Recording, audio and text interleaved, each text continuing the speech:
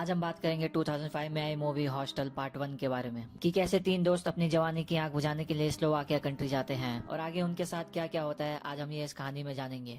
कहानी की शुरुआत में हमें तीन दोस्तों को दिखाया जाता है जिनमें से दो कॉलेज स्टूडेंट होते हैं जिसमें एक का नाम पैक्सटन होता है वहीं दूसरे का नाम जॉश होता है और तीसरे दोस्त का नाम ओली होता है जो कि आइसलैंड से आया होता है। दरअसल ये तीनों यूरोप ट्रैवल करने के लिए आए होते हैं जहाँ पर वो एम्स्टरडैम की जगह पर विजिट करते हैं। वहीं वो तीनों मिलकर आगे की प्लानिंग कर रहे होते हैं। उसी रात हमें नाइट क्लब का सीन दिखाया जाता है जहाँ पर पैक्सटन और जॉश आपस में बात कर रहे होते हैं।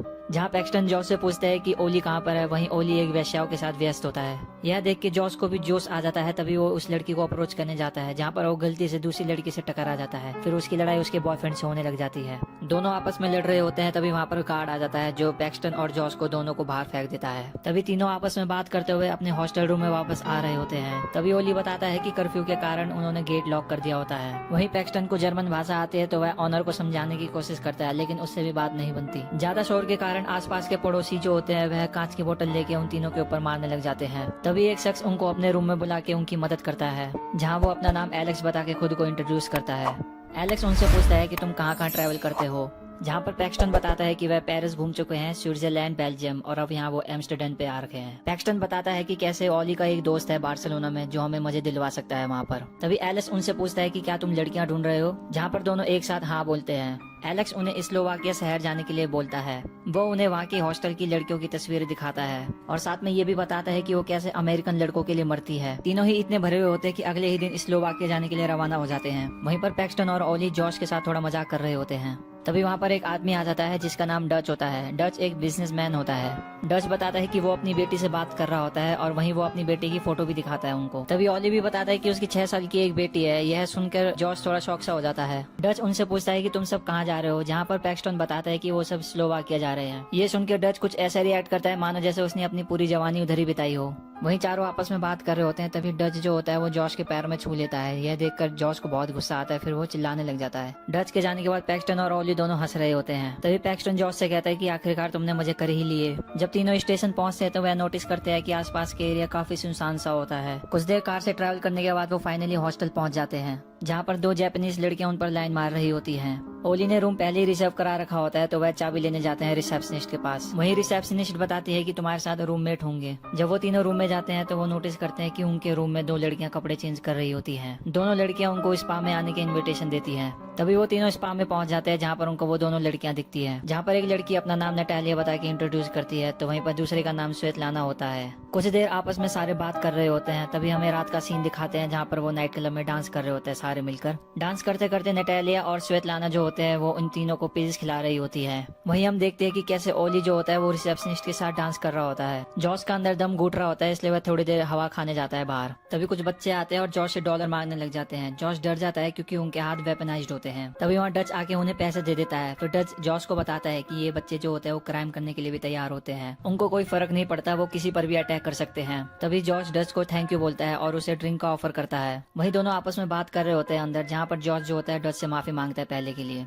तभी नटालिया जॉश को वहाँ से लेके चले जाती है और दूसरी तरफ स्वेतलाना जो होती है वह पैक्सटन के साथ होती है। वहीं पर चारों इंटीमेट हो रहे होते हैं। अगली सुबह जब दोनों उठते तो वह नोटिस करते हैं कि ओली अपने बेड पे नहीं होता है। तभी वो रिसेप्शन पे पूछने जाते हैं तो रिसेप्शनिस्ट बताते हैं कि वो सुबह ही चेकआउट कर चुका है। तभी पैक्सटन ओली को फोन करके पूछता है कि वो कहाँ पर है और वहीं दूसरी तरफ ओली के लिए नोट छोड़ देता है जॉश। वहीं पैक्सटन स्वेतलाना से पूछता है जहाँ वो बताती है कि वो शायद रिसेप्शनिस्ट के साथ ही होगा। जब वो उसे कॉल करेगी तो वो उसे बता देगी। तभी हम देखते हैं कि कैसे वही जापानीज लड़की पैक्सटन के पास आ रही होती है जिसका नाम काना होता है। वह पैक्सटन को दिखाती है फोटो ओली और उसके दोस्त के साथ। वहीं पैक्सटन क्या करता है वो फोटो अपने मोबाइल में भी सेव करवा लेता है। वहीं जॉश और पैक्सटन आपस में बात करते हुए जा रहे होते हैं जहाँ पर उनको बच्चे मिलते हैं जो उनसे बबल गम मांगते हैं। पैक्सटन मना कर देता है तभी जॉश कहता है उनको देने के लिए और वो डॉलर भी देता है अपनी जेब से निकाल के। आगे जॉश बताता है कि ये बच्चे बहुत खतरनाक है। तभी उन दोनों को ओली दिखता है। जब वो दोनों उसका पीछा कर रहे होते हैं तो उन्हें पता चलता है वो ओली नहीं कोई और आदमी होता है। पैक्सटन उनसे पूछता है कि ये जैकेट तुम कहाँ से लाए, जहाँ वो आदमी कुछ जवाब नहीं देता है। जब वो दोनों वहाँ से वापस आ रहे होते हैं तभी पैक्सटन के मोबाइल में एक मैसेज आता है जिसमें ओली की एक फोटो होती है सर की, जहाँ पर लिखा होता है कि आई गो होम। यह देखकर दोनों हैरान से हो जाते हैं। तभी हमें पता चलता है कि वो ओली का कटा हुआ सर होता है और कोई और आदमी उसके मोबाइल से यह मैसेज भेज रहा होता है। तभी हमें कानक की दोस्त दिखाई जाती है जिसको बांध करके रखा होता है और वो आदमी उसके पैर के फिंगर को काट रहा होता है। वहीं हम देखते हैं कि कैसे जॉश बार बार ओली को फोन कर रहा होता है लेकिन उसका कोई रिस्पॉन्स नहीं आ रहा होता है, जिसकी वजह से वो बहुत ही गुस्सा हो जाता है। जॉश को लगता है कि ओली जो होता है उन्हें डिच करके चला गया है। वहीं पैक्सटन जॉर्ज को समझाने की कोशिश करता है क्यों ना हम लास्ट बार मजे ले और फिर यहाँ से सीधा बार्सिलोना चले जाएं, जिस बात से जॉर्ज भी हाँ करने लग जाता है। फिर हमें क्लब का सीन दिखाया जाता है जहाँ जॉर्ज बैठा हुआ होता है नटालिया के साथ। वहीं पर पैक्सटन स्वेतलाना के साथ डांस कर रहा होता है। थोड़ी देर बाद जॉर्ज का जो होता है सर दर्द हो रहा होता है तो वापस अपने रूम में जा रहा होता है, जहाँ हमें पता चलता है कि वो रिसेप्शनिस्ट भी वहीं पर होती है जो जॉर्ज को लेकर उसकी बेड पे सुला देती है उसे। वहीं पैक्सटन रेस्ट रूम जा रहा होता है जहाँ पर वो गलती से दूसरी जगह पहुंच जाता है। सर में दर्द होने के कारण वह वहीं सो जाता है। तभी हम देखते कि कोई होल से देख रहा होता है एक आदमी को। जब वो मास्क हटाता है तो हम देखते कि वो जॉश होता है जिसे बंदी बना के रखा हुआ होता है। वहीं वो आदमी ड्रिलिंग मशीन से जॉश की दोनों थाई पे छेद कर देता है। थोड़ी देर बाद हमें पता चलता है कि वो आदमी और कोई नहीं बल्कि डच होता है। यह देख के जॉश एकदम हैरान सा हो जाता है। जॉश जो होता है डच से कहता है कि अगर तुम मुझे यहाँ से जाने दोगे तो मैं तुम्हें 10 गुना पे करूंगा। जहाँ पर डच कहता है कि तुम मुझे क्या पे करोगे, उल्टा मैं उन्हें पे करता हूँ ये काम के लिए। तभी डच जो होता है वो जॉश को मार देता है छोटे नाइफ से। फिर हमें अगली सुबह का सीन दिखाया जाता है जहाँ पैक्सटन रिसेप्शन पे जाता है अपने रूम की लेने के लिए, जहाँ पर रिसेप्शनिस्ट बताता है कि तुम चेकआउट कर चुके हो। तभी पैक्सटन कहता है कि उसने चेकआउट नहीं किया। पैक्सटन एंग्री होता है इसलिए रिसेप्शनिस्ट उसको रूम की दे देता है। वहीं पैक्सटन जापानीज लड़की के बारे में पूछता है रिसेप्शनिस्ट से, जहाँ वो कहता है कि वो शायद सुबह ही चले गए थे। जब पैक्सटन रूम में जाता है तो वो नोटिस करता है कि 2 लड़कियां कपड़े चेंज कर रही होती हैं। वो शॉक हो जाता है क्योंकि वो लड़कियां उससे वही बात कहती है जो पहले नटालिया और स्वेतलाना ने कहा। तभी पैक्सटन जॉर्ज को वॉइस मेल भेजता है जहाँ वो उसे बताता है कि वो कैसे कल रात को नाइट क्लब में लॉक्ड हो गया था। पैक्सटन जॉर्ज से कहता है जैसे तुम्हें मैसेज मिले उसे कॉल जरूर करना। थोड़ी देर बाद पैक्सटन जो होता है वो ऑली और जापानीज लड़की की फोटो चेक कर रहा होता है, जहाँ उसे पता चलता है कि वो फोटो वहीं खिंचवाई होती है। अचानक से वहाँ बच्चे आते हैं, फिर पैक्सटन का फोन लेके भाग रहे होते हैं, जहाँ पर पैक्सटन एक बच्चे को पकड़ लेता है। पैक्सटन उस बच्चे को मार रहा होता है लेकिन बच्चा जो होता है वो मरने के लिए भी तैयार होता है। फिर वो उस बच्चे को छोड़ देता है। पैक्सटन तभी एक कंप्लेंट करवाता है उसके दोस्त जॉर्ज गायब के होने की,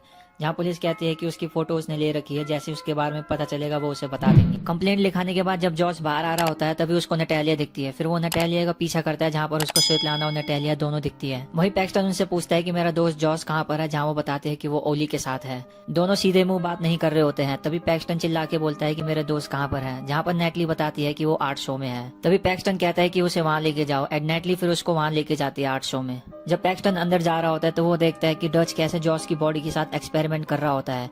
यह देखकर पैक्सटन को बहुत चिढ़ मचती है। फिर बाद में वो नेटली को गाली दे रहा होता है। नेटली पैक्सटन से कहती है कि तुम्हें लाने में मेरे को बहुत पैसे मिले। तभी पीछे से 2 गार्ड आते हैं जो पैक्सटन को घसीट के लेके जा रहे होते हैं। तभी वो दोनों गार्ड पैक्सटन को एक रूम में लेके जाते हैं और चेयर में चेन से बांध देते हैं। फिर थोड़ी देर बाद एक आदमी आता है जो पैक्सटन को टॉर्चर करने लग जाता है। टॉर्चर करते वक्त वो आदमी थोड़ी जर्मन भाषा बोल रहा होता है, जहाँ पर हमें पता चलता है कि पैक्सटन को भी जर्मन आ रही होती है तो वो उसे बनाने की कोशिश कर रहा होता है। पैक्सटन की जर्मन भाषा सुन के फिर वो बाहर चले जाता है। थोड़ी देर बाद एक गार्ड आता है जो पैक्सटन का मुंह कवर कर देता है। वहीं वो आदमी पैक्सटन को बंदूक से मारने वाला होता है लेकिन फिर वो चेन सो से उसको काटने वाला होता है। यही हम देखते हैं कि कैसे पैक्सटन को उल्टी आ रही होती है तो वो आदमी पैक्सटन के मुंह में उंगली डाल के ठीक कर रहा होता है, लेकिन पैक्सटन जो उसकी उंगली को काट रहा होता है। वहीं पर वो आदमी चेन सो लेके आता है और पैक्सटन की चेन को काटता है, जहाँ पर उसकी उंगली भी कट जाती है। वो आदमी भागते हुए पैक्सटन को मारने आ रहा होता है लेकिन पैक्सटन की उंगली से वो फिसल जाता है, जहाँ पर उसकी चेन सो उसी के ऊपर लग जाती है। तभी पैक्सटन अपने आप को खोलने की कोशिश कर रहा होता है, जहाँ पर उसको एक बंदूक मिलती है। फिर वो बंदूक उठा के उस आदमी के सर पे गोली मार देता है। तभी पैक्सटन जो होता है गार्ड को जर्मन भाषा में अंदर बुलाता है। जब वो अंदर आता है तो पैक्सटन उसको भी गोली मार देता है। तभी पैक्सटन वहाँ से भागने की कोशिश कर रहा होता है लेकिन कुछ लोग वहाँ पर आ जाते हैं, जिसके कारण पैक्सटन अपने आप को एक रूम में छुपा लेता है,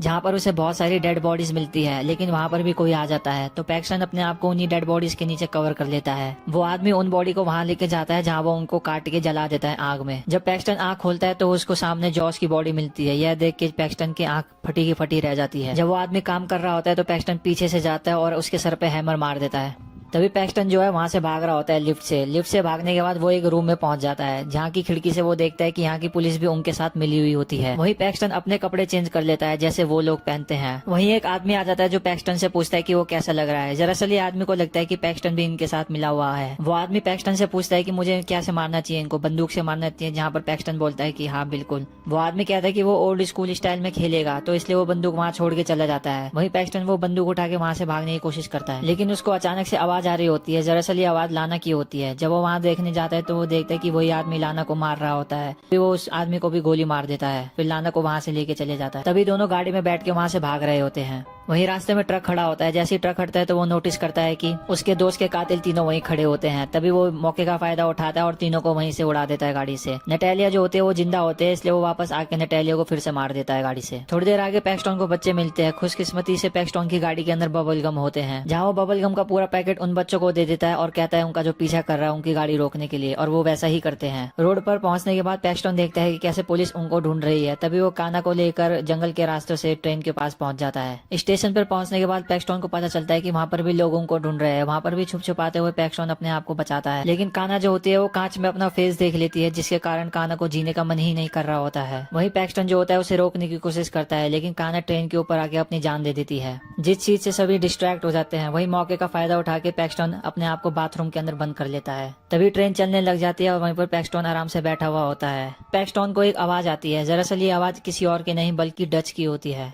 नेक्स्ट स्टेशन में ही डच जो होता है अपनी बेटी से मिलने जा रहा होता है। वहीं पर पैक्सटोन उसका पीछा करते हुए आ रहा होता है। तभी हम देखते हैं कि डच और उसकी बेटी अलग अलग वॉशरूम में जाते हैं। जब डच वॉशरूम से बाहर आता है तो वो नोटिस करता है कि उसकी बेटी गायब हो रखी है, जहाँ पर हमें दिखाता है कि पैक्सटोन उसकी बेटी को किडनैप करके ट्रेन से लेके जा रहा होता है। और यही पिक्चर खत्म हो जाती है। दोस्तों, अगर आपको ये कहानी अच्छी लगी तो प्लीज वीडियो को लाइक कर देना, और अगर आप इस चैनल पे नए हो तो प्लीज चैनल को सब्सक्राइब कर देना। मैं आपके लिए ऐसी ही नई वीडियो लाता रहूंगा।